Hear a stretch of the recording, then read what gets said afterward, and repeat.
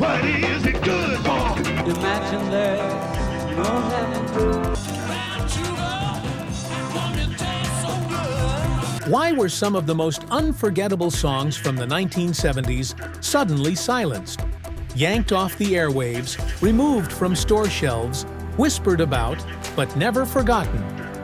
What made a simple brand name, a piano note, or a cheeky lyric so dangerous that governments and broadcasters rushed to bury them?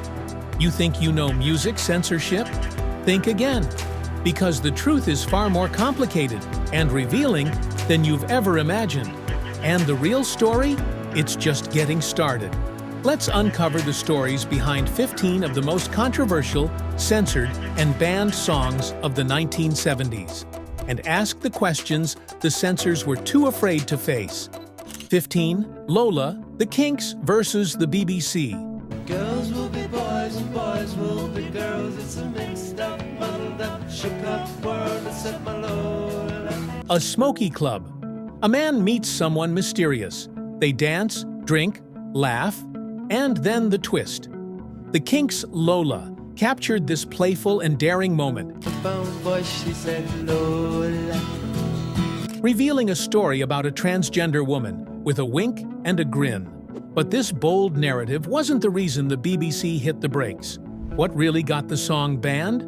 A single word: Coca-Cola. You drink champagne and it tastes like Coca-Cola.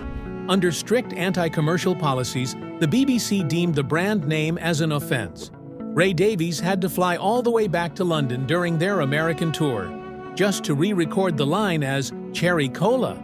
You drink champagne, it tastes just like cherry cola.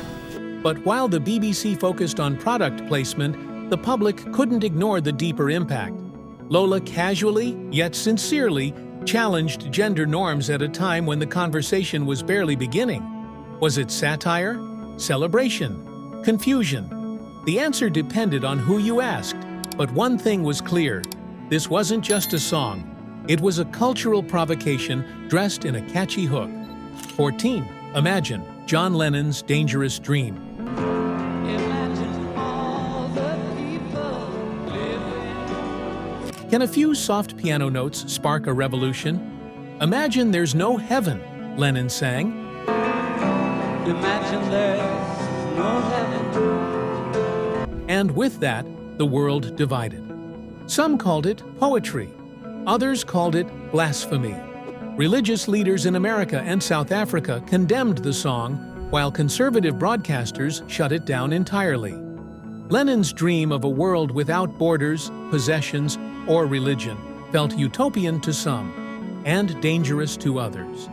Lennon himself admitted that Imagine was, in essence, the Communist Manifesto softened by melody. He knew exactly what he was doing. Was he sowing unity or igniting ideological rebellion? Could a song be peaceful and radical at the same time? Years later, those same notes still echo across rallies, funerals, and moments of crisis. What does that say about its true power? 13. Brown Sugar, the Rolling Stones' darkest hit. It grooves, it rocks, and it disturbs. Brown Sugar became one of the Rolling Stones' biggest hits,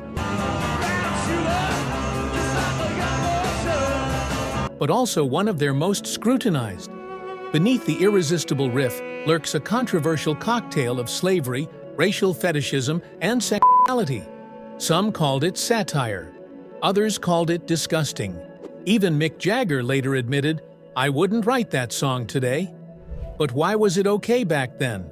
Was it because of the times? Or was it simply because no one dared to question the biggest rock band in the world? Can a song be musically brilliant and morally questionable? And how do we reconcile the two? 12. Walk on the Wild Side, Lou Reed's Quiet Revolution. Holly came from Miami or Philly. She shaved her legs, and then he was a she. Then he shaves his gloves and he was a she that said, babe. In just one line, Lou Reed did something few mainstream artists dared. He told the truth about life on the fringes. Walk on the Wild Side was an ode to the eccentric, the misunderstood, the bold. Inspired by the characters of Andy Warhol's Factory, it pulled back the curtain on gender fluidity, sex work, and identity. Naturally, it rattled radio censors. The BBC initially banned it.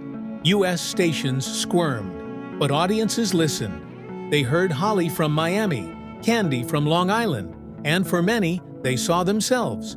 How does a song about outsiders become a mainstream hit? Maybe because deep down, no one really feels like they belong. 11th, God Save the Queen, punk rock versus the monarchy. It wasn't just a song, it was a Molotov cocktail. In 1977, Sex Pistols dropped God Save the Queen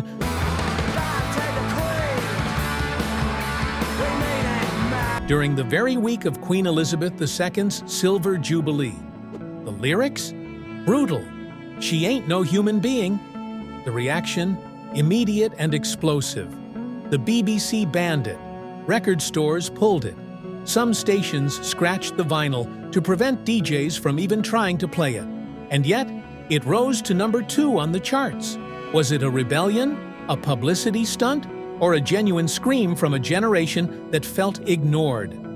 When society's institutions are challenged, do they crack, or do they cover their ears? 10. I Am Woman, Helen Reddy's feminist anthem. I am strong, I am invincible, I am woman. I am strong, I am invincible, I am woman. With those lines, Helen Reddy gave voice to a movement. I Am Woman wasn't loud, but it was powerful, and it terrified many. Radio stations refused to play it. Critics sneered. Some called it too feminist, whatever that meant. But to millions of women across America, it wasn't just a song. It was validation. It was a battle cry. Reddy's win at the Grammys, and her cheeky thanks because she makes everything possible, was more than a mic drop. It was a cultural shift. Why does empowerment threaten people so much? 9. Money, Pink Floyd's capitalist nightmare.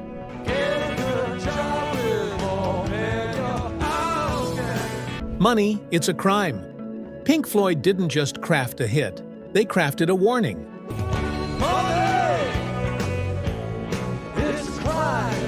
In a time of economic tension and class struggle, money attacked greed with lyrical precision. South Africa banned it under apartheid. American conservatives called it anti-patriotic. But audiences couldn't get enough. The clinking coins, the jagged time signature, the bitterness wrapped in groove, it worked. It stuck. It made people think. Can music criticize the system and still thrive within it? 8. You're 16. Ringo Starr's cringe time capsule. It was sweet, innocent, nostalgic. Or so it seemed. But as social norms evolved, people began asking, wait, how old is she? You're 16 was a cover of a 1960s song.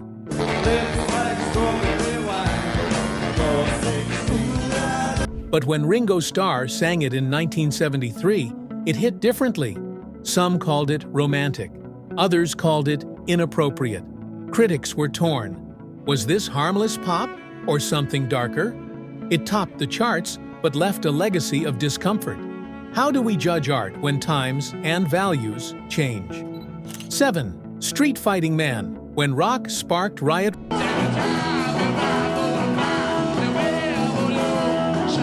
Released just after the 1968 Democratic National Convention, Street Fighting Man was a match near a powder keg.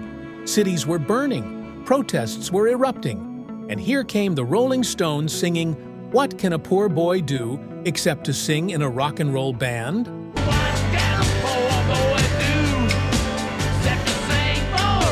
Radio stations panicked. Bans went into effect, but the song became an underground anthem, a soundtrack for revolution. Did it incite violence or simply reflect a violent time? 6. Love to Love You Baby, disco's forbidden desire.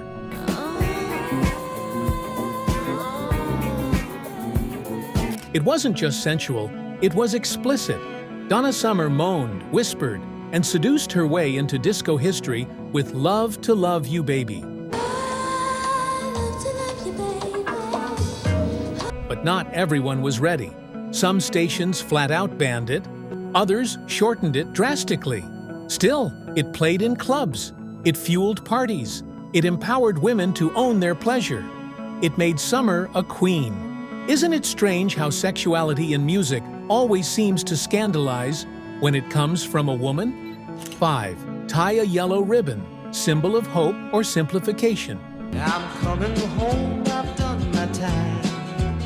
A man returning from prison, a ribbon on a tree, a song that swept the globe. But as the Vietnam dragged on, Tie a Yellow Ribbon became more than a love song. It became a political symbol.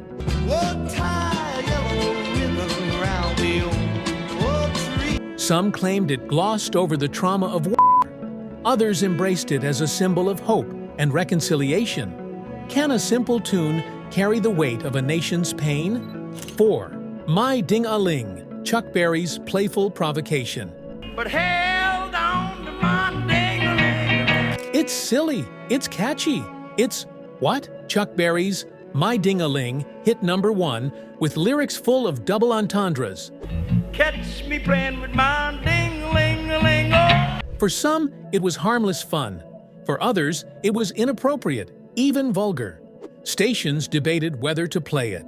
Critics rolled their eyes. Yet the audience? They laughed, they sang, they played along. Why do we sometimes need humor to confront what makes us uncomfortable? 3. The Pill, Loretta Lynn and the Rural Revolution. In 1975, country music didn't talk about birth control. Loretta Lynn did.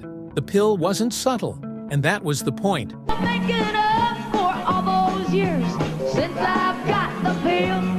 Women in rural America heard it and nodded. They knew, they lived it. Conservative stations banned it. Pastors condemned it. But the song became a lifeline for women who had never heard someone tell their truth. Can one song bring medicine, motherhood, and autonomy into the same breath? 2. Jailhouse Rock, Rishu, Elvis Behind Bars. Again, you've heard the song, you've seen the movie. But in the 1970s South Africa, the reissue of Elvis's Jailhouse Rock was considered dangerous.